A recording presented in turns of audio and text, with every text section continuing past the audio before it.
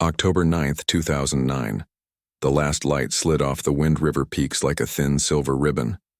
A blue SUV turned into the trailhead lot, tires crunching over old granite and pine needles. A father and his teenage son stepped out. They moved with the quiet rhythm of people who had done this many times before. On the dash was a folded sheet of paper, the route plan. 3 days, out and back.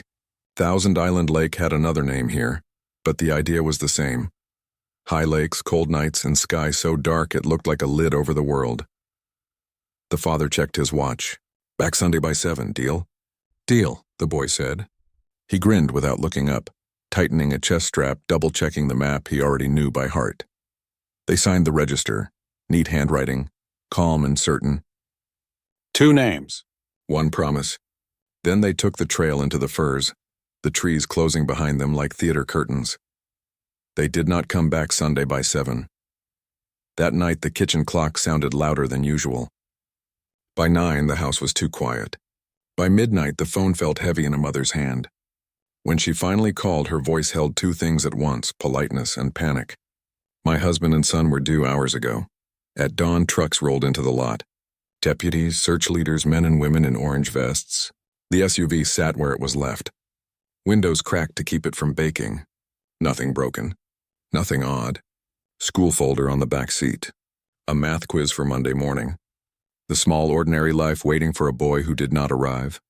Dogs found the scent right away. The wind was clean. For 5 miles, the trail was a story you could read with your eyes closed. Footsteps, boot edges, a certain pace that said they were making good time. Past the lake. Past the junction. The mountains breathed around them. Then the scent ended. Not faded, ended. As if a page had been torn from the book, teams spread out.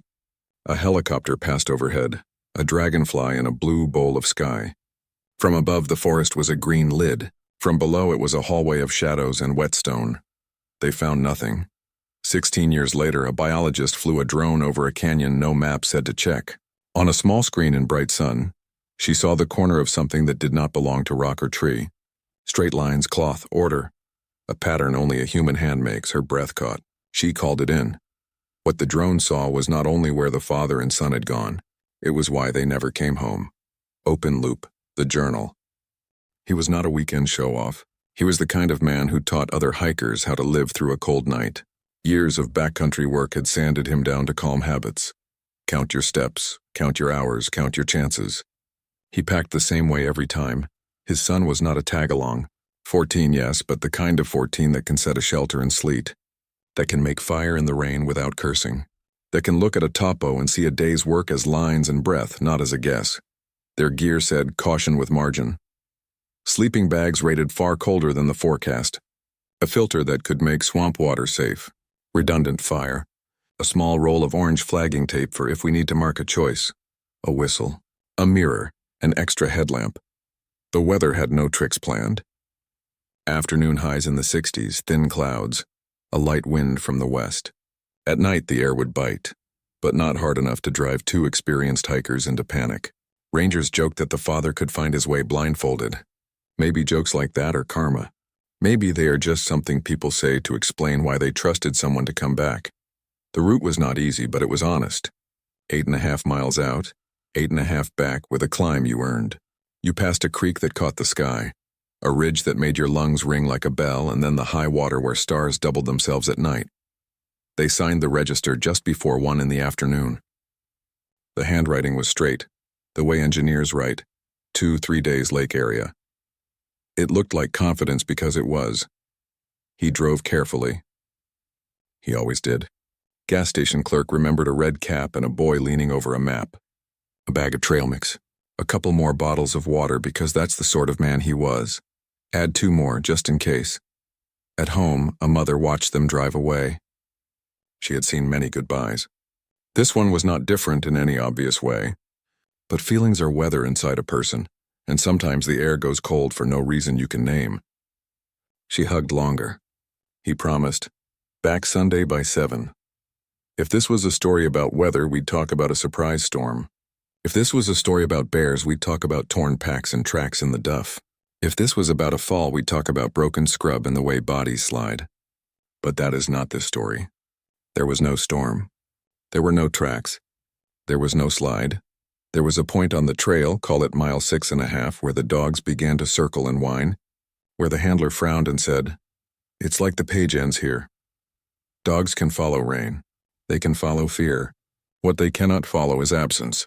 Searchers did the math the way you do when days turn to nights, if they turned an ankle shelter. If they lost the trail, backtrack or stay put. If they were off route, find water and make smoke. On day 2, helicopters worked grid lines the way you mow a lawn. On day 3, volunteers came with bright packs and good hearts and boots that would raise blisters before noon. Still nothing. No candy wrapper. No broken branch that looked like a person's choice instead of wind. No smell of smoke, no SOS in stones. When searches fail, people reach for the big words: mystery, curse, fate. But failure has smaller parts: shadows under firs, downdrafts that push helicopter eyes away at the wrong second, creek steam that hides tracks at dawn, 100 places where a straight line becomes a maze. A promise was left on a kitchen table back Sunday by 7. A math quiz waited in a folder.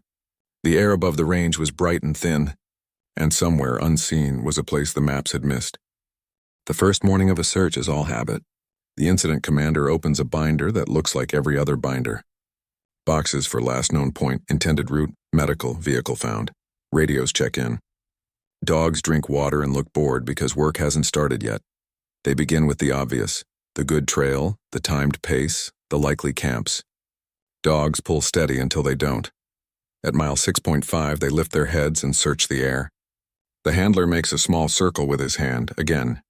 The dogs circle wider, then sit and look up as if asking a question no human can answer. From above, the forest is puzzle pieces. The helicopter tilts and drifts, pilots tracing rectangles in the blue. The spotter scans for color that isn't green or gray. An orange hat, a red pack, something that breaks the rule of trees. The canopy is tighter than it looks on postcards. From above you see a lid, from below you see a wall. Crews drop into ravines on rope. They check undercuts where snow lingers even in fall. They run hands along log jams where creeks eat hikers who slip. Nothing gives back a clue. The dispatch board fills with lines. Team 4 cleared Switchback C. Team 7 cleared West Spur. Air 2 negative on Sector D. On day 2, volunteers arrive. They come in pickup trucks with bed boxes full of optimism. Some have done this before and stand quiet, hands in pockets, ready to move when called. Some have not, and their faces are the faces you see at hospitals at 3 a.m. People who want to help and cannot imagine a world where help fails. A deputy knocks at a cabin miles away, where the mother is sitting at a table with 2 mugs of coffee and no coffee in either mug. "We're doing everything," he says, and he means it. She nods and does not trust her voice. When he leaves, she goes through the house looking for the last shirt he wore that still holds his shape. News cameras arrive because that is their job. A microphone floats near a sheriff's badge. "We're expanding the search." Maps the size of bedsheets appear on easels. Fingers trace lines that end at nothing. On day 3, the search changes shape. It is still a rescue on paper, but the air around the tents feels heavier. People stop joking. The command trailer smells like dry coffee and wet wool. The radio voices get slower at night. The words cell pings come up, but there are none. The words credit cards come up, but there is nothing since the gas stop. By the end of day 3, the mountains have said nothing back. The team's headlamps make small moons moving through timber. The dogs sleep and dream in short kicks. The mother does not sleep at all. Somewhere a math teacher marks papers and writes a date on Monday's quiz.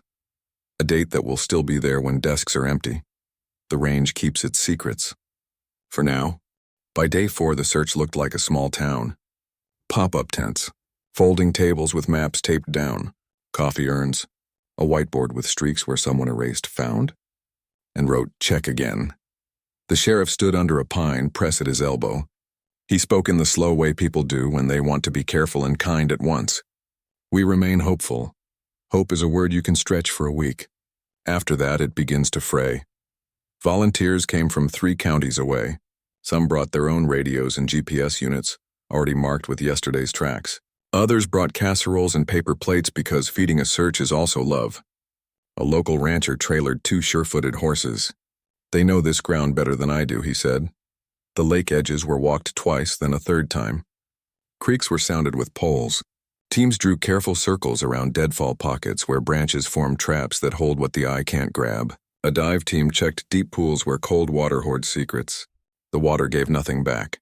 A helicopter crew tried a new angle in late light, the time when shadows pull away from trees and sometimes reveal what noon hides.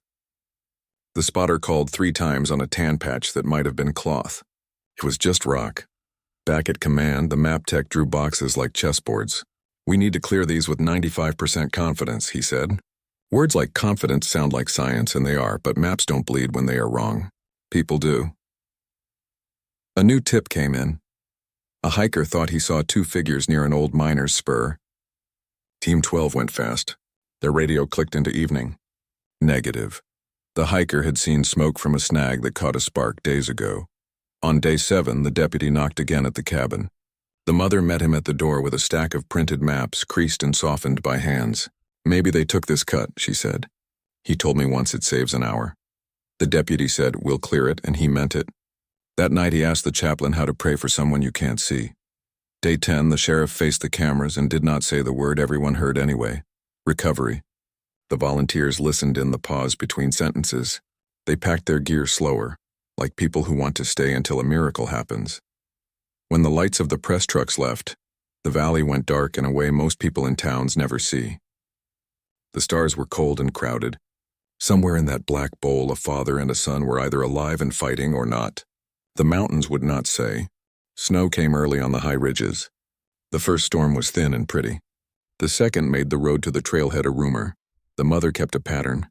Every other week, she drove as far as the plows allowed, parked and walked. The sound her boots made on crusted snow carried farther than she expected. Sometimes she called their names. The wind answered in the same voice it uses for everyone. She learned a new term from a counselor, ambiguous loss. It means your heart stands on 2 doors at once, open and closed, and never steps fully through either. She kept the spare toothbrush in the cup. She left the boy's math quiz where he'd put it, half finished with a smudge where he'd erased. Spring broke the long white grip. Runoff foamed at the culverts. Searchers went back as soon as the ground took footprints again. The winter had cleaned the slopes, but it had not cleaned the truth. No gear, no bones, no sign. The year's last Sunday of search ended with 3 people sitting on a tailgate, a handler rubbing a dog's ears, a young volunteer staring at his boots, and a sergeant who had run out of words. "We'll come back," the sergeant said. "We always come back. Sometimes promise is the only rope people have. Time makes habits out of pain." The mother started a small foundation, maps for hikers, whistle giveaways at trailheads, a workshop where a ranger taught how to be found. People came because a lot of folks walk into woods with phone batteries and luck, and both die fast. Anniversaries gathered the same faces. A ranger read a few lines. Volunteers retold the first few days as if repeating the steps could change the ending. After the 3rd year, the TV truck stopped coming. After the 5th, the bakery down the road knew to set aside 24 donuts and a box of paper cups without being asked. Law is tidy where life is not. 7 years is the line for a court to say a person is gone. The mother hired a lawyer to ask the judge to wait. The judge was kind, but the world has forms to process. The paper said deceased. The mother did not say the word out loud. The insurance check was small, which is how you know there was no plan behind this. She put most of it into the foundation and a little into roof repair, because roofs do not care if your heart hurts. If you ask detectives about cold cases, they will tell you that hope is a slow animal that keeps walking if you feed it. The detective kept the file in a drawer he opened more than most. He made notes in the margin when new thinkers tried new tools. Ground radar, new drone platforms, algorithms for satellite images. He marked a page. "If we ever get better eyes, check the canyons north by east. Shadows are wrong there. What do you do with a promise that cannot be kept?" The mother learned to live with 2 clocks, the one on the wall and the one that always said Sunday by 7. People think the wilderness is open. It isn't. It is a long game of angles and tricks. A spruce will hide a bright tent at 20 feet if you stand 3 feet too low. A creek will smear tracks with a breath of steam at dawn. A granite face throws your voice back to you so a shout sounds like help from the wrong direction. Dogs can work miracles, but even miracles have rules. Scent rides wind and heat and tiny currents that you cannot see. A canyon can lift a smell up and away like smoke in a chimney. If a person crosses a slab of bare rock, The scent breaks and does not mend until the next patch of duff. At mile 6.5, there might have been a run of stone the maps did not mark. There might have been a crosswind that folded smell like paper and tucked it into a cliff. Helicopters are powerful, but they are eyes pressed against glass. Pilots fight downdrafts that shove them off the line at the exact second the spotter needs a clean look. Sun off water blinds cameras. Under a thick crown, green becomes a single sheet with no depth. A red backpack can be an apple, can be a rock with a joke in the light. Maps are lies we agree to believe for a while. Every contour imagines a smooth hill where blowdowns make a thorn wall. Trails on paper run across slopes that landslides pushed into thin ledges years ago. A shortcut that old-timers talk about might save an hour and cost a life if the ground tilted wrong that day. And then there are the human parts, the ones we hate to say out loud. A team gets tired.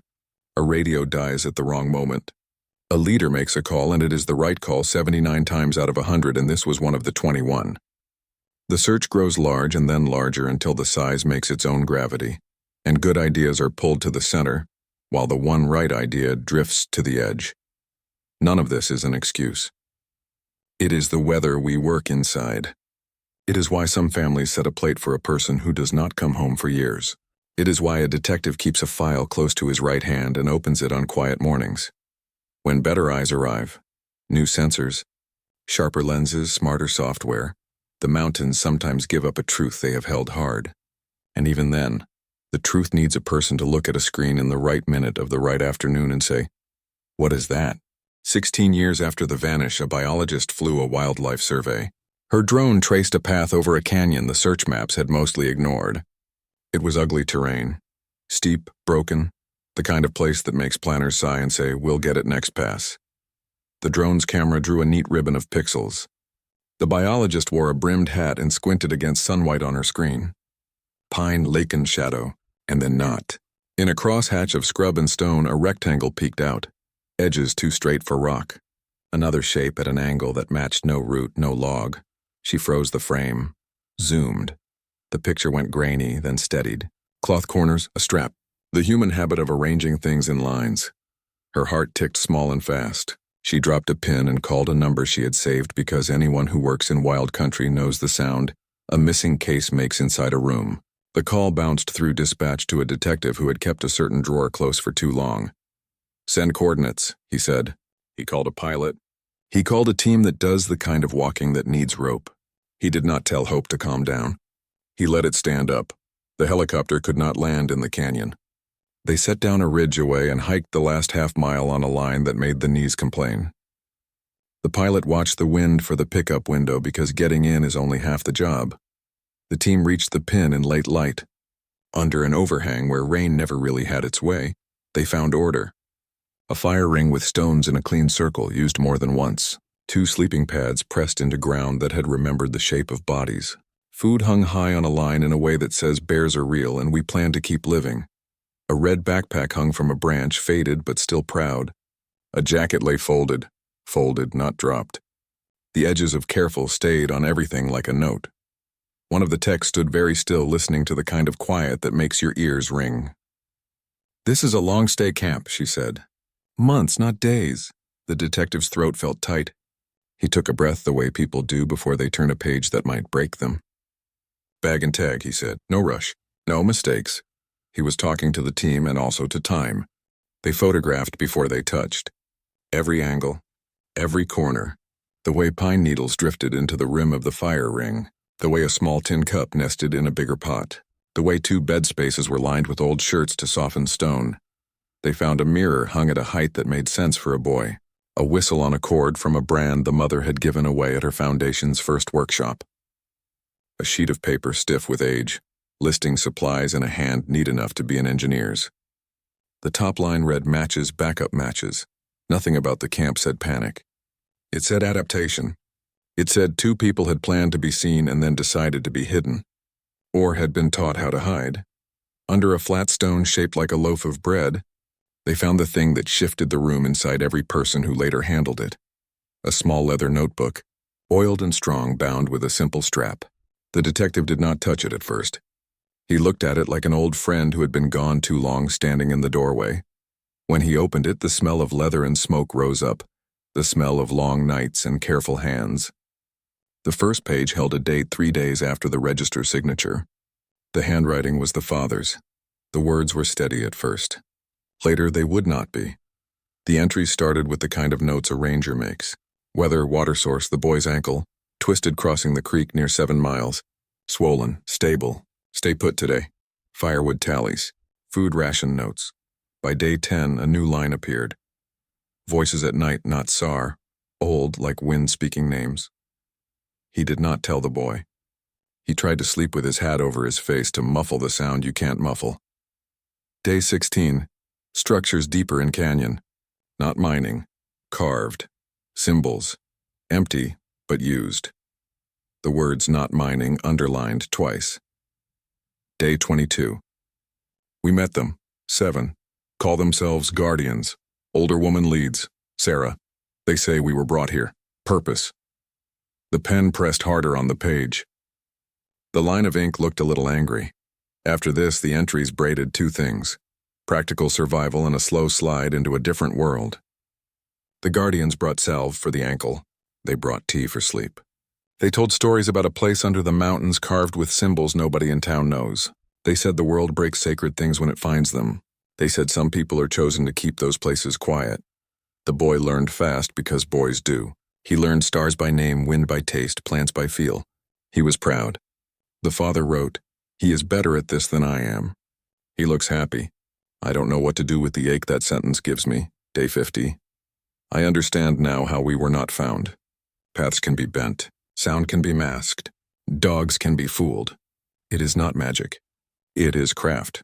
Day 69. He wants to stay. The word stay looked like it had been written slower than the words around it. Day 105. Initiation soon. I am told it means letting go of our names. I am told Linda will understand in time. I do not believe that, and I hate that I wrote it. The final pages were not steady. The letters leaned the wrong way. The lines wandered like a person whose legs betrayed him. Day 124. He is gone. T too strong, seizure, no doctor. My fault. The page showed a circle where a tear had fallen and dried. Day 127. I am going where he went. I cannot carry this weight. To Linda, I am sorry. This is on me. The last line was a line and not a sentence, as if the pen had been taken by sleep. The detective closed the book and held it with 2 hands the way people hold new babies and folded flags. A journal is a voice in a room when the person is not. The father's voice was precise even when it broke. He drew small maps in the margins, angles of canyon walls, a mark for the spring that never froze, a note where the wind always swung north at dusk. He tracked the boy's ankle with care. Day 6, swelling down. Can bear weight with staff. Not risk trail yet. He wrote about rescue signals, smoke columns at midday, mirrors at morning when the sun sits right to throw light above the trees. SOS spelled in rock on a flat patch that the helicopter might see if it flew low enough. Helicopter passed twice. Did not look down here. We are under a lip. He wrote about the first time the voices came close enough to make words. At 2 a.m. they said our names. Not shouting, like reading them off a list. He pressed the pen hard on our. When they found the settlement, he wanted it to be a ranger thing, an old station, a survey site forgotten. But the way the rooms were cut told a different story. Not square, not level. The shapes obeyed rules he did not know. In one chamber, the sound of a whisper turned around and walked back to you from above your head. The guardians called themselves keepers. They were kind in the way people are when they are sure of their truth. They fed the boy broth and gave him a carved walking stick with a spiral that fit his palm. Sarah spoke in a tone like a good teacher or a soft judge. She said they had been here generations. She said the places under the mountain had to stay unmarked on maps or the world would cut the mountain open for selfies and parking. She had proof. Photographs of other sacred places trashed by people who did not mean harm and harmed anyway. The father resisted the word, chosen, but the days had a way of sanding down his hard edges. He wrote, I cannot ignore the way the boy listens to wind and answers like it is a friend.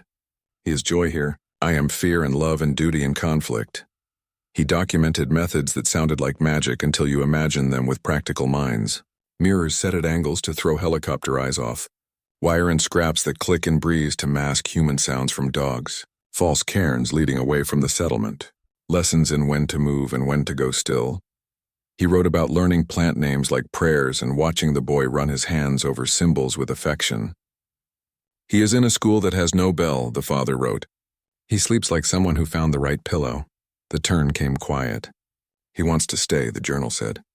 The sentence sat on the page like a stone. Sarah invited them to the last step. Tea made from plants she named, but the father did not recognize. It clears the noise, she said. It lets the mountain write its instructions where the chatter used to be. The father agreed with his mouth and argued with his bones. He wrote about the night before the ritual in a whisper hand. I am thinking of Linda's hands, of the way she folds towels, of Sunday by 7. I hear the creak. I hear my own bad choices. The ritual did not care about his honesty. The boy drank, trusting the people who had been teaching him to read clouds like books. At first he laughed. Then the laugh turned to a stiffening. The father wrote, his eyes went wide at something I could not see. Then his body shook in a way no body should. He tried a ranger's fixes, hold the head, keep the airway open. He tried a father's fixes, say the name, say the name, say the name. Neither worked. The guardians were not monsters in how they moved then. They were grief and shock and useless hands.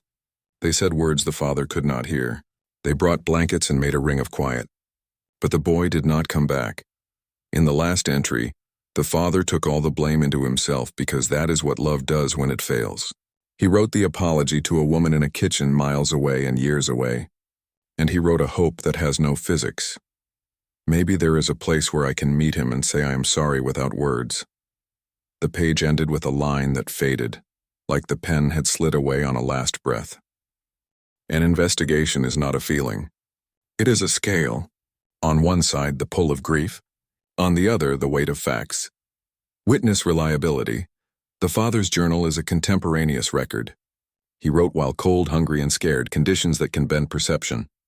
But his notes about weather, water, and daily rations match the camp. His maps match the canyon. His description of the boy's ankle lines up with the walking stick wear. Instrument reliability. Search dogs losing scent at 6.5 miles is strange but explainable. Bare rock. Crosswind, thermal lift. Helicopters missing a lip under an overhang is common in timber country. If, as the journal claims, mirrors and misdirection were used, the odds tilt further. Biological plausibility. Plant alkaloids can hurt or heal. Forensic screens on long-kept bone are tricky, but trace residues where marrow once was can tell a rusty story. The boy's remains carried markers consistent with strong psychoactives from mountain flora. The father's levels were higher, matching his words about a final dose. Behavioral plausibility. Could a seasoned ranger be drawn into a sect? People imagine cults as loud and obvious. Most are quiet and patient. Isolation is a tool. So is kindness. So is giving a child a place where he excels and telling a parent, he is safe with us. The journal shows a slow surrender, first to survival, then to gratitude, then to a new truth that offered purpose when the old plan failed.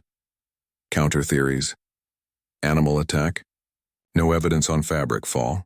The camp shows long stay, not crash landing. Foul play by strangers. The arrangement suggests caretaking, not robbery or assault. Hoax. 16 winters would have punished a fake campsite. This one evolved through use. Open unknowns. Who are the guardians beyond the names the father recorded? Are they a handful of people with deep local roots or something that shifts as people come and go? Where did they learn search avoidance craft? Former SAR volunteers who turned away. Old-timer knowledge concentrated in a hard place? The detective read the last line of the last report and wrote in his own hand. The simplest story that fits the facts is this. 2 people stayed alive longer than anyone guessed because others knew how to hide. A ritual went wrong. A father broke under the truth and made a hard exit. The rest walked away into timber. That conclusion does not make the air lighter. It does not turn Sunday by 7 into a kept promise. It does, however, take the word mystery and resize it. Not a magic trick. A human failure in a hard landscape wrapped in belief. What remains is duty, to warn, to teach. To keep other families from setting extra places at dinner for years because a map and a moment went bad. In some stories, the mountains give back everything. In this one, they return to camp and a book and 2 sets of bones that time had cleaned. The rest, the group that hid, the rooms cut at angles, The teacher with the calm voice slipped away the way dawn slips off stone. The mother held the journal with gloves on because leather holds oil forever. She read the line about Sunday by 7 and smiled without her mouth. She touched the page where a tear had made a circle years ago and set the book down as if it might wake. The detective closed the file for the last time in a way that was not really the last. He put it in the same drawer and locked it. He left a note on the outside. If new drone passes open the north by east canyons, fly them. Hope is a slow animal and he keeps a little feed on the shelf. The lake is still cold at night. The wind still flips smells up and over rock. A person can stand on a ridge and hear their own name the way echoes mess with sound and think the world is whispering secrets. Maybe it is. Maybe the secret is that we are not the first to walk here or to make the same mistakes. Between logbooks and legends is a seam of truth. It is not bright. It does not shout. It asks for a patient eye and a kind mouth. If you have served in search and rescue, if you have patrolled these ranges, if you have sat a lonely night at a lookout or a fire line and seen something you never told, we'd like to hear from you, quietly if you prefer. Your notes can save someone whose story has not started yet. Next week, we go to a different ridge where a telegraph line once clicked a warning that arrived too late, or right on time, depending on which diary you believe. Until then, check your maps twice, tell someone where you're going, and bring a whistle. If this case moved you, subscribe for more carefully researched mountain mysteries. Drop a comment with your theory about the Guardians, old knowledge or organized sect, and if you've walked the winds, tell us what the wind told you.